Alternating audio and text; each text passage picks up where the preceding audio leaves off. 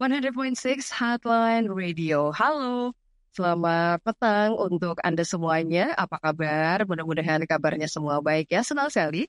Saya Samantha Rose bisa menjumpai Anda saat ini di suasana yang masih hangat ya.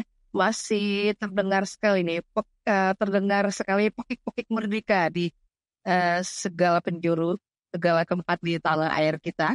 Karena kita baru saja merayakan Hari Ulang Tahun Kemerdekaan RI yang ke-79 dengan tema khususnya Nusantara Baru Indonesia Maju. Siapa di antara kita yang tentunya ingin negara kita ini benar-benar maju ya dalam segala hal. Apalagi kalau soal pendidikan. Pasti para orang tua di luar sana pun memiliki keinginan, harapan, kerinduan Indonesia benar-benar maju juga di dalam pendidikan. Karena ada anak-anak kita, adik-adik kita, putra-putri kita yang masih terus menyelesaikan pendidikan atau mungkin masih memilih-milih pendidikan mana nih yang pas, yang cocok gitu ya, yang diinginkan. Pendidikan-pendidikan yang praktis atau mungkin yang dinamis. Nah, bicara soal praktis atau mungkin lebih tepatnya dinamis, saat ini bersama kita kali ini kita akan berbincang mengenai kurikulum dinamis dalam sekolah yang dinamis. Ini tentunya mungkin masih kalau dikaitkan dengan konteks Indonesia Maju ya, sebagai tema dari Proklamasi Kemerdekaan RI yang ke-79. Bersama saya ada seorang pembicara, beliau adalah konsultan upgrading dari Sekolah Kristen, juga Ketua Yayasan Persekolahan Jatim, juga Ketua Komisi Manajemen Bidal 1 MP, ya, dan juga berbagai aktivitas di organisasi-organisasi besar. Kita langsung saja sapa, ada Ibu Ivanova Rusdi, SPD, Nusari RPK di Indonesia ya Ibu. Selamat selamat petang. Ya, selamat sore, Bu Samantha Rose. Kabar baik ya Bu ya? Baik, amin. Senang sekali Sarten bisa punya waktu nih menjumpai Ibu Ivanova, bisa kita ngobrol-ngobrol nih mengenai kurikulum dinamis dalam sekolah yang dinamis. Ini kalau kita ingin lebih jelas lagi, ini sebetulnya yang bagaimana sih Bu kurikulum dinamis? Dan memang kalau bicara soal kurikulum ini memang sudah menjadi keharusan ya Bu ya, setiap sekolah sudah menjadi tuntutan gitu ya. Kalau enggak ada kemajuan, udah begitu-begitu.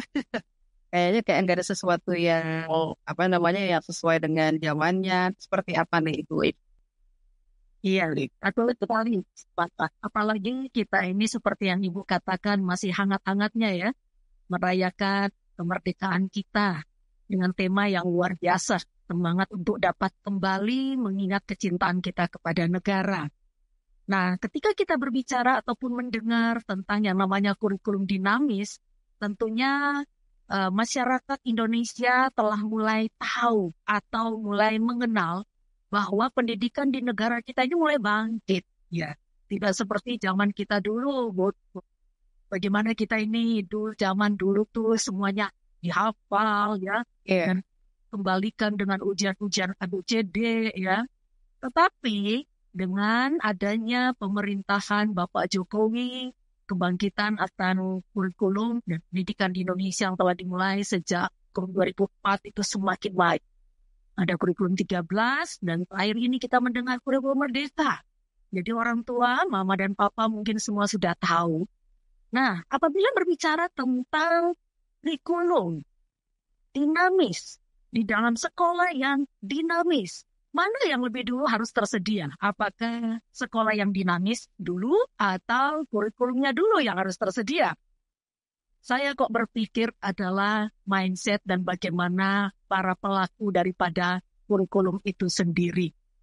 Nah, kalau kita mau memaknai arti daripada makna kurikulum ya, Ibu Ros ya, bahwa kurikulum ini bukan cuma yang namanya alat atau instrumen yang akan diajarkan atau yang dimainkan dalam peran proses belajar mengajar. Itu saja. Tetapi kurikulum dalam makna yang besar itu lebih mencangkut kepada keterlibatan stakeholder dalam sebuah pendidikan. Ya, karena ada rumusan tuh kalau kita pernah tahu yang kita pergi ke stadion atletik, ya, di situ ada track di mana orang berlari, ya. rumusan daripada kurikulum secara general, kalau kita membayangkan kurang lebih demikianlah. Ada tracknya, ada orang-orang yang memaknainya, ada subjek yang pembelajar yaitu siswa, dan ada orang-orang yang mengarahkan semuanya itu, bahkan ada orang-orang yang menilai. Nah, inilah yang disebut semuanya sebagai bagian pada perangkat kurikulum. Masing-masing bagian itu menyediakan instrumen untuk ketersediaan proses belajar. Yang wasit, dia harus memiliki instrumen bagaimana proses penilaian. Si pelari, si penonton, nah semuanya adalah bagian daripada kurikulum secara besar. Nah, oleh karena itu, kalau saya ingin memaknai kata kurikulum itu adalah keterlibatan pertama pendiri daripada sekolah. Apa tujuan mendirikan sekolah? Ya, sekolah berbasis nasional misalnya dalam beragam macam agama yang ada disediakan. Ya, tujuannya sekolah yang berbasis Kristen, apalagi sekolah berbasis Kristen dan kepemilikan gereja, ada tujuannya, ada makna, di mana keterlibatan itu bukan hanya ada ketua sinode dan segala orang yang terlibat di dalamnya untuk menentukan arah hingga bahkan material yang digunakan di dalam proses belajar siswa dan capaian yang diinginkan dalam profil siswa itu sendiri. Nah, demikianlah kurikulum itu. Berarti kurikulum yang melibatkan begitu banyak orang. Nah, sekarang kalau dikaitkan dengan kata dinamis, ketika dikaitkan dengan kata dinamis, berarti penuntut daripada keterlibatan orang-orang ini yang terus maju, inovatif, dan terus melihat ke depan, tetapi juga menilik ke belakang untuk menciptakan sebuah momentum-momentum baru. Nah, inilah yang dimaksud dengan dinamis. Dinamis berarti penuh dinamika. Dinamika apa? Dinamika untuk selalu melihat bahwa ada hal yang perlu atau peluang apa yang perlu dilakukan untuk mendapat capaian dalam proses pembelajaran. Nah, kurang lebih itu secara umum, Ros. Jadi, kira-kira kalau Ibu Ros melihat bagaimana pandangan masyarakat sekarang ini kalau melihat apakah mereka sudah mulai paham. Kalau saya sih melihat mereka sudah mulai paham bahwa Indonesia sebagai negara yang terus berkembang dalam proses kemerdekaan kita ini, ya, saya rasa ini luar biasa ya, pendidikan di Indonesia ini semakin maju gitu. Ya, Ibu Iva, masyarakat yang sudah mulai paham ini, mereka dari kalangan-kalangan mana? Yang pasti dari institusi pendidikannya itu. Oke. Nah, kalau dari institusi pendidikan itu sendiri, itu tanda kutip dipaksa ya. Kenapa? Jadi segala instrumen itu sudah harus melampaui daripada ekspektasi yang biasanya dilakukan guru, gitu loh. Nah, contohnya dulu zaman kita sekolah, Bu Samantha ya. Jadi dulu tuh masuk kelas, ayo anak-anak buka buku halaman ini, bab ini, nah gitu. Betul, ya. Sudah terpola seperti itu ya? Betul. Itu harus buat modul ajar dari berbagai resource yang ada. Tidak boleh cuma satu buku, satu bab, nah gitu loh. Jadi, nah, yang kayak itu kalau dari pendidik ya, dari pendidik atau banyak fakulti, mulai dari dasar hingga menengah, bahkan dikti ya, semuanya dituntut untuk memiliki wawasan yang lebih tinggi. Nah, kalau dari masyarakat umum, mama dan papa-papa yang menyekolahkannya, mereka sudah mulai paham ternyata dunia sekarang dalam komposisi global yang ada, keterbukaan yang luar biasa, itu menuntut anak mereka tidak hanya menghafal saja gitu, tetapi harus memaknai peran ilmu yang mereka tekuni itu di dalam dunia real. Nah, kesiapan anak untuk hidup gitu. Jadi bukan kesiapan anak hanya untuk rapot oke gitu loh. Betul. Kesiapan anak untuk hidup itu sudah mulai disadari oleh para orang tua dan masyarakat yang ada gitu loh. Bahkan kalau saya meneliti ya di sekolah-sekolah, kadang ada opa-oma yang juga ikut parenting, yang ngobrol ya. Iya mem, ini harusnya begitu, betul. Supaya dia paham bisnisnya papanya. Nah, kayak gitu tuh. Jadi, masyarakat sudah mulai aware ya, sudah mulai sadar bahwa pendidikan itu harus pendidikan yang sifatnya adalah memaknai kehidupan itu dan mampu ya membuat anak itu bisa bertahan, bahkan menciptakan suasana kehidupan yang lebih maju dan lebih baik lagi. Jadi bukan hanya sekedar pokoknya gelar, tidak gitu. Betul Ibu Iva, ini menarik ya.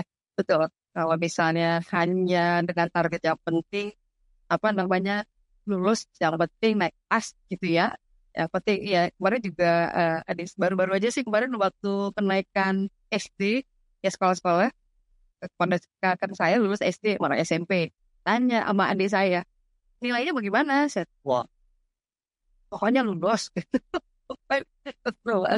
Jadi ya itu mindset dari orang tua udah begitu ya Bu ya. Iya, iya betul. Nah, bagaimana agar masing-masing anak ini, seperti Ibu Iva bilang, kalau dari masyarakat umum ya diharapkan memang anak-anak gitu ya, dari kita, mereka itu yang sedang mengikuti proses belajar di sekolah, kuliah-kuliahan, di kampus itu bisa mungkin di sekolah dulu ya, memaknai kehidupan. Maka memang dari budaya membaca ini berperan gitu, karena kan masih ada pemikiran, masih ada statement-statement bahwa budaya baca di negara kita kurang banding negara nya. Bagaimana yang Ibu ya? Iya, dampak mengenai literasi dan bangkitnya numerasi ini ya, baik di kalangan masyarakat pendidikan, juga di kalangan masyarakat sosial. Saya lihat Ibu Samantha, jadi ibu-ibu PKK atau apa, kok saya melihat mulai membangkitkan semangat numerasi di kelompok-kelompok RW, RT. Nah, ya, contohnya saya melihat ya, di RT Malang saya ini ada taman baca numerasi. Saya bilang, wow, ini RT aja udah bangkit ya. Jadi bukan nanti lembaga sekolah formal saja, jadi ternyata ini kebangkitan sudah ke seluruh aspek masyarakat untuk membangkitkan awareness tentang makna, memaknai sebuah statement gitu loh. Tidak hanya sekedar menjadi bisa membaca, bukan. Orang kita baca, tetapi tidak memiliki pemahaman terhadap teks itu sama aja dengan orang yang tidak paham dalam kehidupan, tidak paham bacaannya, kurang lebih begitu. Iya. Ibu Samantha, kalau saya boleh mau lanjutkan tentang apa yang dimaksud dengan dinamika itu sendiri ya, sehingga sudah terjadi awareness, sudah terjadi bahwa masyarakat Indonesia sudah sadar bahwa kemajuan pendidikan itu tidak hanya berkutat kepada masalah konvensional gaya belajar zaman dulu, tetapi bagaimana pendekatan life skill ya, pendekatan yang kurang lebih saat ini dimaknai orang itu sebagai bagian daripada kehidupan. Nah, sebetulnya kurikulum dinamis berbicara tentang menciptakan hati. Nah, menciptakan hati itu apa? Menciptakan hati untuk menemukan kembali kecintaan belajar yang tampaknya hilang dari kurikulum yang berbasis standar dulu ya. Ya, kalau dulu kecintaannya itu acuannya adalah pokoknya kejar nilai gitu loh ya. Betul, orang tua juga juara berapa? Wah, dia tidak melihat the best competence anaknya itu ada di mana, gitu ya. Nah, itu dulu kan demikian.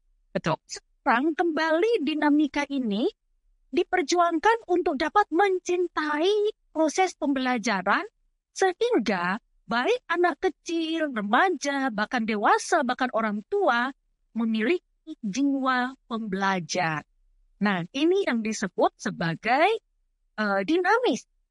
Nah, bila semua sudah berpikir ke arah sana, apalagi kalau kita bicara tentang institusi lembaga pendidikan formal, maka orang-orang yang terlibat di dalam mengelola sekolah, ya, itu seharusnya menata kelolakan kurikulum yang membangun ini, supaya anak memiliki jiwa pembelajar, guru juga memiliki jiwa pembelajar. Ya, lebih demikian, Bu. Jadi, proses inquiry dalam kelas tidak hanya ceramah dari guru. Zaman kita dulu sekolah Bu Samantha ya, papan tulisan penuh ya. Iya, ya. Saya bagian yang suka nulis juga. Ini buku kita tulis lagi ya. Tetapi saya tidak. Ketika guru harus memberikan pelajaran, maka 80% lebih bahkan itu lebih banyak kepada proses si anak sebagai subjek pembelajar. Nah, ini yang disebut dinamis. Ya, guru harus kelolakan bagaimana supaya tidak terjadi interaksi cuma satu arah saja, ceramah doang gitu loh. Tetapi melakukan proses inquiry, ada praktikumnya, ada analisisnya bersama, observasi bersama. Nah, kurang lebih demikianlah yang disebut dengan kurikulum dinamis, sehingga guru itu dituntut harus membuat modul ajar sendiri. Nah, inilah. Nah, jadi keterkaitan antara stakeholder, baik yayasan yang harus memikirkan arah capaian sekolah. Jadi, kalau misalnya gini, profil siswa yang ingin dicapai dan diarahkan oleh yayasan adalah risk taker misalnya, atau anak yang harus knowledgeable. Nah, gimana caranya? Para sekolah dan guru harus mengelola gitu. Nah, ini yang disebut dengan kurikulum harusnya dinamis. Dan yang paling penting, Ibu Samantha, saya sebagai konsultan upgrading itu sering mengarahkan sekolah-sekolah binaan saya itu tidak perlu takut sebetulnya. Ya, berbeda instrumen dengan dinas pendidikan kota setempat. Kenapa? Karena ada undang-undang yang melindungi kita bahwa kurikulum itu harus adalah kurikulum berbasis sekolah. Jadi silakan sekolah itu membuat kurikulumnya dan dikembangkan. Instrumen yang dikeluarkan oleh dinas pendidikan kota atau provinsi itu sebetulnya hanya dasar. Jadi, tapi makanya banyak sekolah-sekolah yang tidak berani untuk menegakkan. Mereka berani ya? Akibatnya, semua kurikulum semua sekolah. Pemerintah menuntut ada kurikulum berbasis sekolah.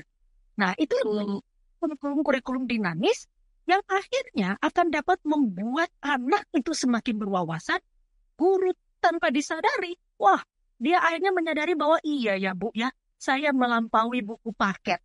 Nah, itu semakin kurang lebih demikian Bu. Iya, keadaan itu juga mungkin ada kebutuhan untuk bagaimana mengkomunikasikannya ya. Itu pada sekolah-sekolah. Mungkin mereka, ya itu yang Ibu Iva bilang, mereka nggak berani karena mungkin belum ada yang menyampaikan bahwa gak usah takut gitu. Iya, itu proses untuk mengupgrading gitu Bu ya. Sekolah-sekolah ini sulit. Iya, ini sulit. Memang tidak mudah.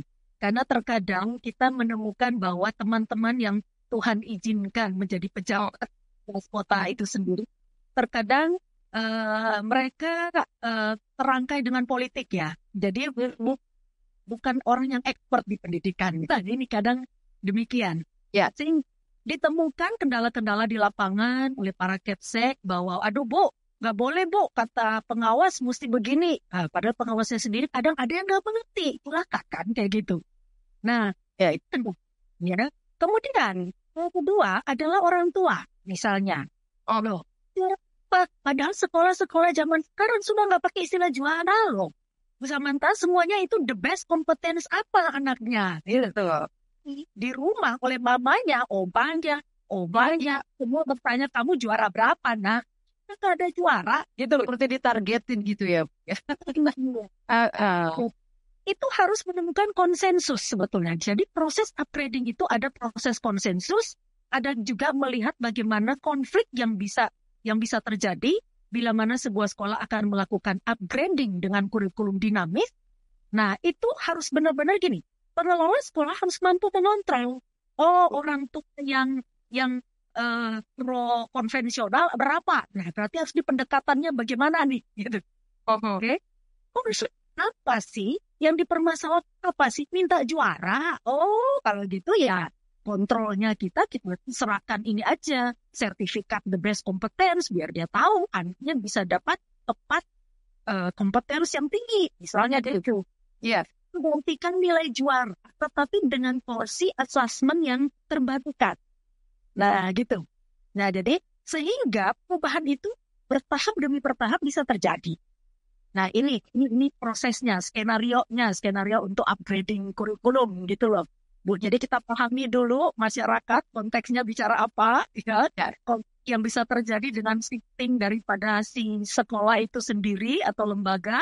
Nah, tetapi di mana titik yang kita bisa kontrol untuk dapat membuka sebuah perubahan dan pembaharuan. Ya, kurang lebih gitu. Ya, Oke, baik ke Bu Iva. Saya jump in aja nih Bu ya tentang digital ya. Bagaimana posisi digitalisasi di digital? Kita tahu kan ada karena sekarang itu ya dengan mereka begitu lengkap, connected gitu ya dengan digital udah terlanjur atau apa ya? Udah becomes lifestyle atau ini ya bagian dari part of the life gitu ya.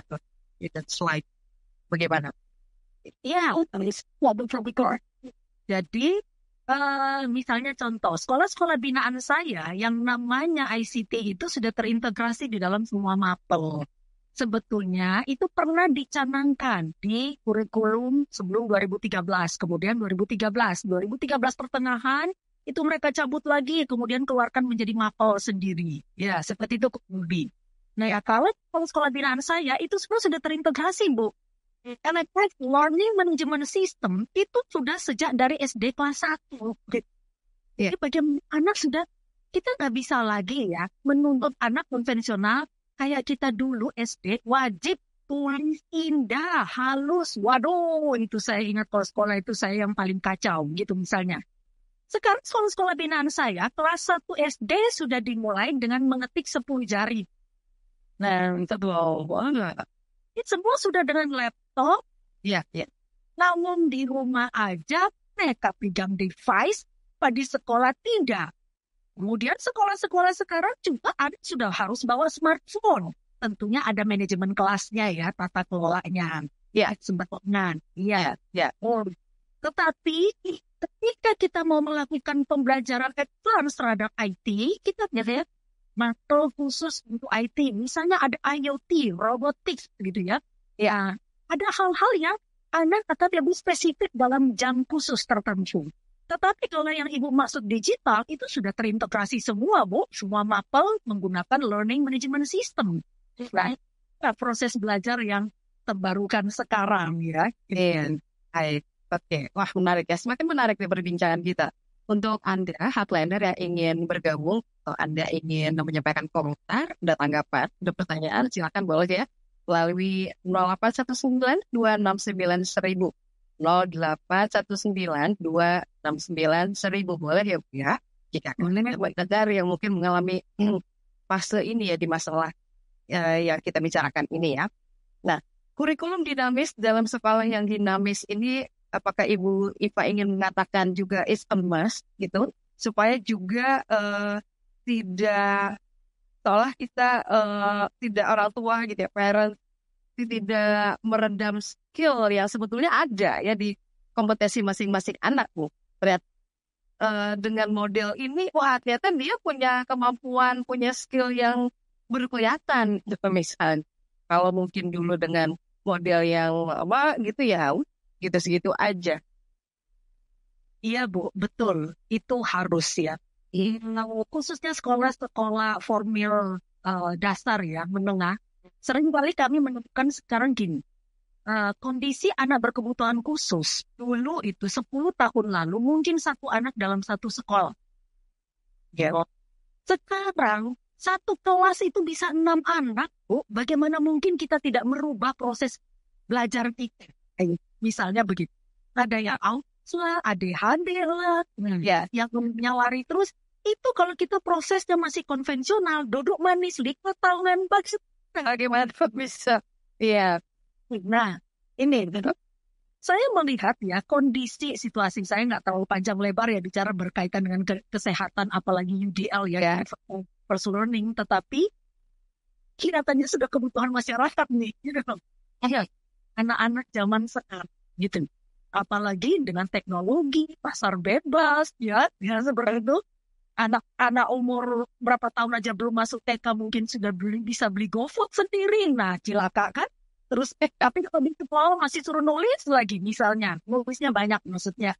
Nah ya, ini yang rasanya sudah tidak fair lagi untuk perkembangan anak zaman sekarang. Cuman memang, tentu saya pesankan satu hal bahwa manajemen kelas itu penting sekali. Anak manajemen kelas ya, kebebasan pilihan sendiri untuk semuanya, tidak bisa. Jadi manajemen kelas, tata kelola anak, kapan pegang smartphone, ya, kapan bisa main games bersama guru, boleh, ya. tetapi kapan mereka juga ada proses indoktrinasi yang mendengarkan ceramah dan nasihat. Jadi saya rasa kita masih di dunia timur yang masih memaknai hal ini, gitu loh. Yes. Jadi ini penting sekali ya. Kita sering melihat video-video anak Jepang, kok pinter ya, kok bisa ngepel. Nah kayak gitu-gitu sekolah dan kelas. Nah, itu memang baik, itu budaya kita ya. Dunia timur itu luar biasa dan kita harus pelihara itu. Oleh karena itu, kalau saya sendiri membangun sebuah sistem, tetap ada dua pokok ini, yaitu konvensional dan konstruktivisme di dalam sebuah proses kurikulum dan manajemen sekolah. Mungkin gitu, Samantha. Oke. Mungkin ada satu pertanyaan tambahan nih, Bu. Bagaimana mengenai tren homeschooling? Ini teman-teman saya ini banyak anak-anaknya dengan homeschooling, Bu. Bagaimana Ibu Iva melihat homeschooling ini? Iya, tren homeschooling ini naik tuh, tambah naik gara-gara pandemi. Oh, sejak itu ya. Oke. Tapi sekarang menurun lagi trennya. Sekarang malah menurun. Betul, merasakan bahwa ada satu unsur yang cukup bisa tertinggal anaknya. Ketika sosialisasi anak itu terbatas hanya dengan mama, atau ada homeschooling yang kelompok, ada homeschooling yang kelompok 5 keluarga, tapi ketika itu mulai terbatas, orang tua menyadari bahwa anak tidak cukup untuk itu, akhirnya mereka mulai masuk ke reguler lagi. Ini beberapa sekolah dukung saya terima homeschooling itu banyak gitu, tiba-tiba setelah pandemi selesai usai ini. Nah, kalau homeschooling sendiri ada plus minusnya memang Ibu, itu baik untuk orang tua yang sering berpindah tempat dengan umur anak yang masih kecil ya, kira-kira sampai remaja, kurang lebih seperti itu gitu loh. Nah, kalau homeschooling dilanjutkan, saya rasa itu konteks keluarga itu sendiri ya, menilai segala sesuatu yang kita mungkin tidak bisa intervensi ya Bu ya. Cuma memang saya sarankan ada pokok di mana orang tua harus, misalnya pun dia homeschooling, selain daripada komunitas yang terbatas tadi, kelompok grup belajar, mungkin orang tua juga harus membuka grup atau grup sosial yang lebih besar lagi buat anak, kurang lebih gitu lah. Ya, karena saya pengelola sekolah formal ini Bu, yang jadi baik. Oke, baik. Ibu Iva, apa yang harus jika ada di antara pendengar kita yang memang mengelola satu sekolah, ya, dan mungkin juga sedang mempersiapkan struktur atau mengalami hal-hal yang Ibu bilang tadi itu ya, mungkin masih mengadop metode model-model konvensional, gitu, kurikulum konvensional, pertama-tama apa yang perlu dipersiapkan? Karena tadi saya bicara kurikulum dinamis itu adalah menciptakan hati, tentunya yang harus dipersiapkan hati. Ya, kurikulum gimana? Ini fight, artinya apa? Ini bukan kerja santai, tunggu instrumen dari nasional. Ini fight, benar guru harus punya motivasi dari dalam dirinya untuk membangun dan menciptakan suatu proses belajar di mana anak benar-benar menjadi subjek belajar itu. Kan dicekoin terus oleh gurunya. Nah, dia harus pikir gimana anak memahami. Nah, satu tujuan daripada kurikulum dinamis ya, bahwa harus terjadi ketuntasan paham. Nah, ini tidak mudah. Kalau cuma satu, biasanya ya nggak tahu lah anak paham apa tidak ya, pokoknya nanti ujian akhir. Tetapi kalau prosesnya itu dengan tujuan supaya tuntas paham, itu tidak mudah gitu loh. Jadi benar-benar kreatif menata kelolakan kurikulumnya. Kira lebih begitu. Ya, biasa. Baik, terasa sudah di menit-menit terakhir nih, Bu Iva, dari perjumpaan kita di Christian Education Talk. Ada yang ingin disampaikan, Bu, sebagai closing statement, a special message dari topik kita, kurikulum dinamis dalam sekolah yang dinamis, sehingga itu yang perlu diingat. Karena kebetulan saya konsultan upgrading, selalu berjuang, saya tuh selalu menyapa para pejuang pendidik Kristen Indonesia, para guru, terus tidak capek belajar, tidak ada batasan umur hingga pensi. Dan para orang tua terus mendukung dan ambil bagian sebagai mitra pejuang pendidik Kristen ini. Ya, Tuhan memberkati kita. Terima kasih, Bu Samantha. Terima kasih Ibu Iva untuk waktunya sudah berbagi, Bu, untuk kali ini ya. Terima kasih, kita akan ketemu lagi di lain kesempatan ya Bu ya. Sukses selalu. Oke, bless Tuhan semua. Ya, baik. Demikian headliner perbincangan kita untuk Christian Education Talk mengenai kurikulum dinamis dalam sekolah yang dinamis di waktu juga yang singkat ini. Semoga kita bisa berjumpa lagi dengan Ibu Iva untuk pembahasan-pembahasan yang terbaru lagi di masa yang akan datang. Terima kasih atas perhatian Anda. Saya Samantha terus pamit. Selamat malam. Tuhan memberkati.